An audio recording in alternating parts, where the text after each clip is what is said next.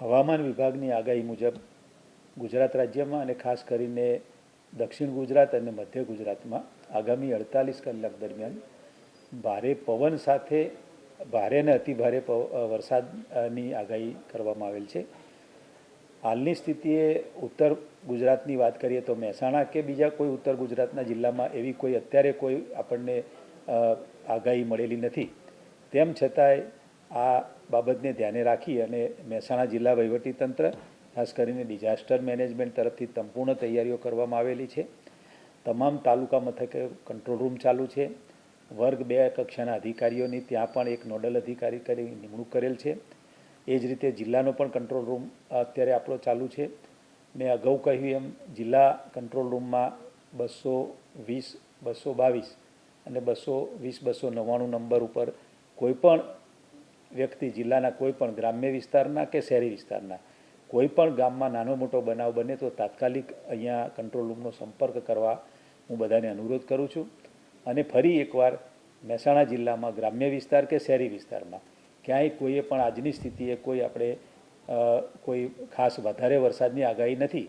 તેમ છતાં એક અગમચેતી અને તકેદારીના ભાગરૂપે વહીવટીતંત્ર તરફથી એક અપીલ કરવામાં આવે છે કે આપ સૌએ અનિવાર્ય સંજોગો હોય તે સિવાય બહાર ના નીકળવું એવી એક વહીવટીતંત્ર તરફથી અનુરોધ કરવામાં આવે છે। અને ક્યાંક વધારે પવનની વાવાની શક્યતાઓ છે તો ખાસ કરીને મોટા ઝાડ હોય, જૂના વૃક્ષ હોય, જૂના મકાનો હોય કે ક્યાંય બોર્ડ બેનર લાગેલા હોય તો એવા વિસ્તારોથી આપણે દૂર રહેવું જોઈએ એવી પણ એક અપીલ કરવામાં આવે છે। તંત્રએ તમામ તકેદારી કરી રાખેલી છે।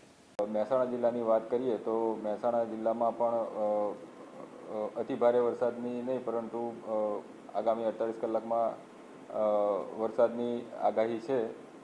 તે અનુસંધાને તંત્ર દ્વારા વહીવટીતંત્ર દ્વારા મહેસાણા જિલ્લામાં પણ અગમચેતીના તમામ પગલાં લેવામાં આવેલા છે। મહેસાણા પોલીસની વાત કરીએ તો તમામ પોલીસ સ્ટેશનમાં તમામ સ્ટાફને એલર્ટ રહેવા માટે જાણ કરવામાં આવેલી છે। તમામ પીઆઈ ભારે વરસાદમાં રોડ પર રહે, ફિલ્ડમાં રહે તે માટે તમામને સૂચના આપવામાં આવેલી છે।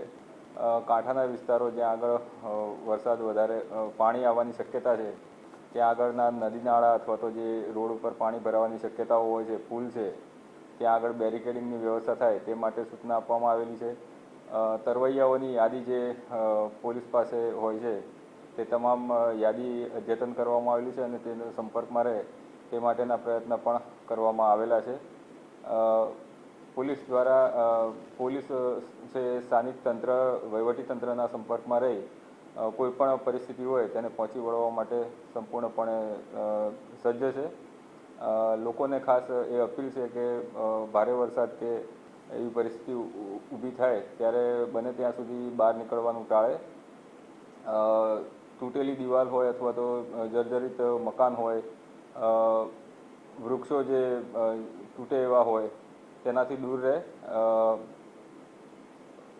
વીજળીની વ્યવસ્થા જે બેકઅપમાં આપણે વ્યવસ્થા કરવાની હોય, મોબાઈલ ચાર્જર છે અથવા તો ટોર્ચની કે રસ્સી કે એ કંઈ પણ વ્યવસ્થા હોય આપણે અગાઉથી એ બધી વ્યવસ્થાઓ પણ આપણા તરફથી કરીને રાખીએ અને કોઈપણ પરિસ્થિતિમાં વહીવટીતંત્રની અથવા પોલીસની જ્યારે પણ જરૂર પડે ત્યારે બિલકુલ વહીવટીતંત્ર આપના સુરક્ષા માટે સજ્જ છે।